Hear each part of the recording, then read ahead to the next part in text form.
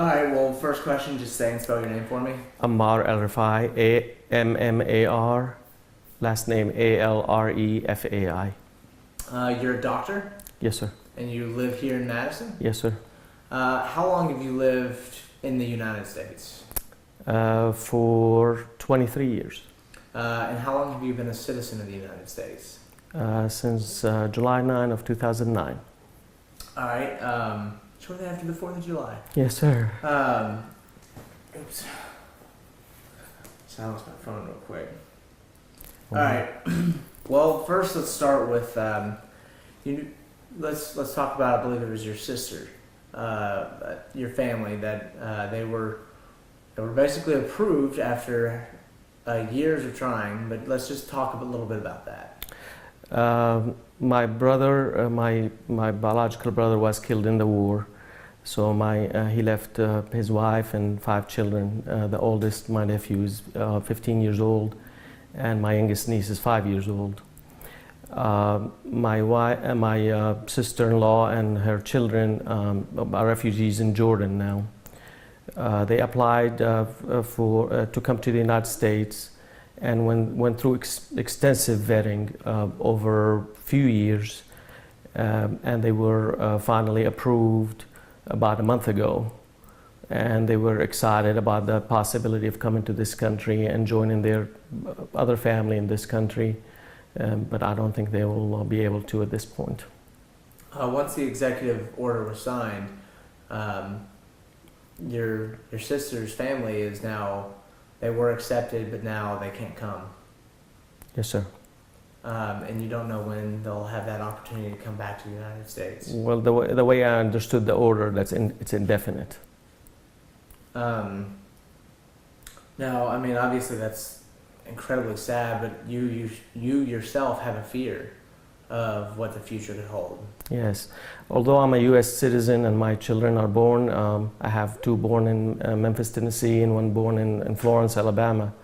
But even my children and myself are worried now that there may come a time, with the way the rhetoric and the way this administration is presenting themselves, that even my family, we will not be able to stay in this country. We may go for a trip and never be able to come back, or God forbid, experience what the Japanese experienced before, where we're forced to relocate, where we can be monitored all the time.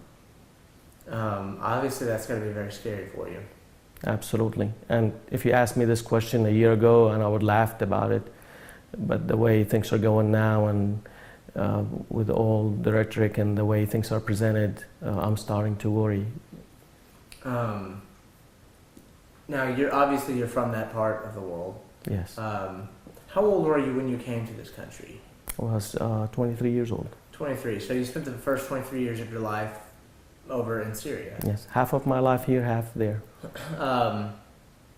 Obviously, a lot of the people who are concerned about refugees coming from that part of the world have likely never been to that part of the world. I mean, is there any fear? I mean, should people be afraid of the refugees? Absolutely not, for multiple reasons. Number one, these refugees are desperate. They're in extremely bad situations. A lot of them, escaped all this violence that happened there, and they really look forward to land of freedom. This is their rescue boat. This is their help, their life survival. Number two, for them to come to this country, they already go through extreme vetting. It's unbelievable the amount of vetting they go through, and very few get selected to come here. Remember, half of the Syrian people are refugees now.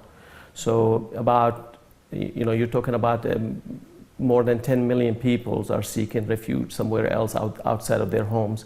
Some of them are still inside Syria, and a few millions are outside Syria. So we're really, when we take 5,000, 10,000, 20,000, or even 100,000, we're selecting very few of these people, and they go through a lot of, background checks and a lot of, security measures and, biometric measures before they get accepted.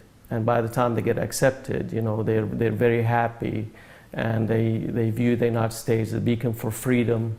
as a land of, honey and milk, where they're gonna be able to, raise their family in peace and not worry if somebody's gonna bomb them or rape them or, take them away indefinitely.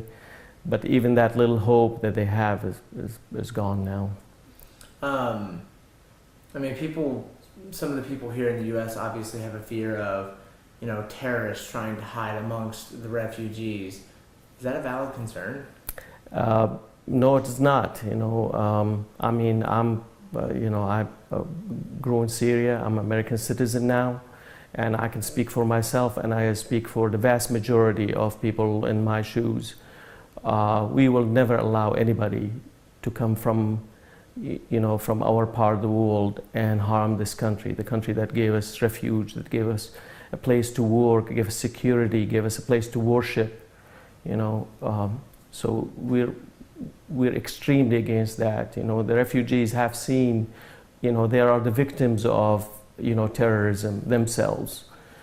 So it'll be extremely unlikely for them to harbor anybody who's going to harm this country. And the statistics support that. We yet to prove that anybody who came as a refugee to this country, committed any significant act of terrorism. I had my question lined up and then I just now forgot it. That should be my problem. Yeah. Some people, and you kind of touched on this already, some people in this country see almost everyone from the Middle East as a terrorist. But you mentioned y'all are also the victims. Y'all have been the victims of these terrorists and these extremists over there. Paint us a picture of what it's like having to live with these people, these extremists. Well, I mean, we in Syria over the last 5 years, the Syrian people have been a victim of two forces. The force of the Assad regime, supported by the Iranian and the Russians, and the forces of ISIS. So they've been hit from all directions, and they've been a collateral damage of all kind of, conflict in that region. The only way I can describe it is as horrible as you can think. There are some people who have no level of security. They lost their residence. They had lost their, jobs. They lost any prospect on life moving forward. They can't guarantee their safety from one minute to another. It's absolutely, totally horrible, terrible situation. What part of Syria were you from? I'm from Damascus. Damascus, okay. Now, I know last time we talked, you said that, places like Damascus are very multicultural, or at least they were before this whole war kind of tore the country apart. But they're very multicultural. They're not just Muslims. You have Jews, you have Christians, you have all forms of religion and all forms of people that live there. And now those same people who are trying to leave are banned from even coming to this country. Because some people think it's a Muslim ban, but it's a ban of anyone from that country and from that region, basically. That's true, and it's obviously a majority Muslim country. So by statistically speaking, the biggest number of victims of what's going on are Muslims. But there are Christian victims and people from other minorities or victims of this ordeal. And I feel like we're obligated here to help them all get out of this calamity. Is there anything else while I'm trying to think of another question, is there anything else you'd like to add about this matter, about the president and the way things are going in this country? You're a U.S. citizen. You have as much right to talk about what's going on as anyone else. Absolutely. And in some cases, especially with this executive order, you have more rights to talk about it. Absolutely. Well, I want to give a message for Mr. Trump. And Mr. Trump, I'm a U.S. citizen. I love this country more than any other place on earth. And I'm really saddened to see the direction our country is going in. I'm really saddened to see that this land that gave millions of people over the last 200 years refuge and safety and an opportunity to live the American dream is moving the direction that you're leading it in. I pray to God and I ask you to reconsider the direction that you're taking us in, and consider that we all creatures of the same Almighty God. We all have the same hopes and dreams. We all trying to establish happy life for ourselves and our children. And I hope you consider that, and I hope you change the direction you're taking us in. You're a Christian. No, I'm Muslim. You're Muslim? Yes, sir. Okay. Now, we've talked about this with ISIS and the other extremists of the Muslim religion. And you've already condemned them numerous times about some of the actions that they've taken, especially against this country. Sure. What do you have any idea what the solution is to kind of stopping these extremists from their rampage that's continuing across the Middle East and across parts of the world? Well, I mean, there's no easy solution for that. The main solution is to empower the people, the good old citizens of these countries, to reestablish their lives. And unfortunately, all the people involved in the conflict there, that the last people they thought about their own interests. So the Russians are going after their interests, the Iranians are going after their interests, and unfortunately the United States does too.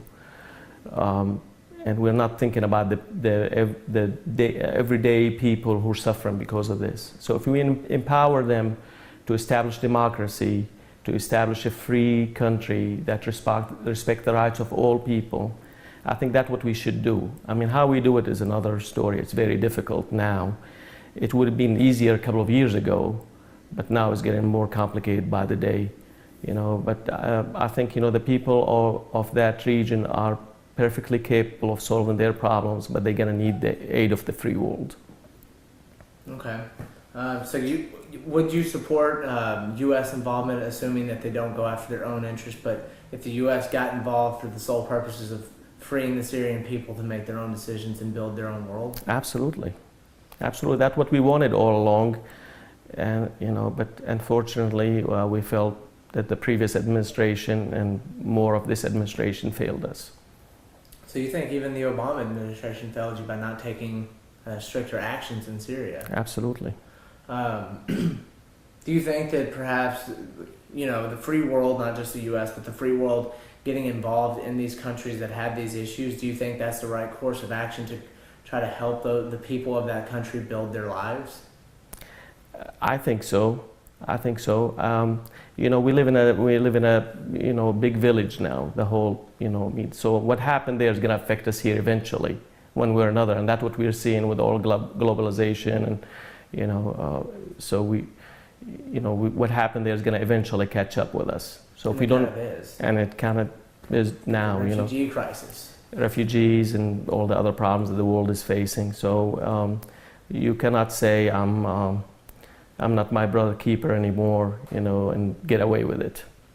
Now, I know many people here in the U.S., and you've seen it yourself, they say we need to get out of the Middle East, we need to stop trying to interfere with their affairs, we need to focus, and that's exactly what Trump is doing, we need to focus on America and not really focus on what's going on over there. But as somebody who's from that region, you seem to think, or almost had the opinion of, we need more U.S. involvement. We need more help from the free world to help us out in these situations. If you were in their situation, don't you want my help? True. Is there anything else you'd like to add? That's it. Do you have any other family that was trying to come to the United States from wherever they kind of scattered to? I actually have extended family that made it here already. You did? And they're happy in Chicago. They're looking for jobs. They're, have some other that made it to Canada. They're really happy there. And of course, obviously, if something were to ever happen to where y'all are sent back, I mean, you're a doctor here in the U.S. What are your patients going to do? Yeah, and I was reading a post earlier today say You know, I treat your mother and her mother and everybody's mother. Why can't my mother visit with me when she wants to? Yeah.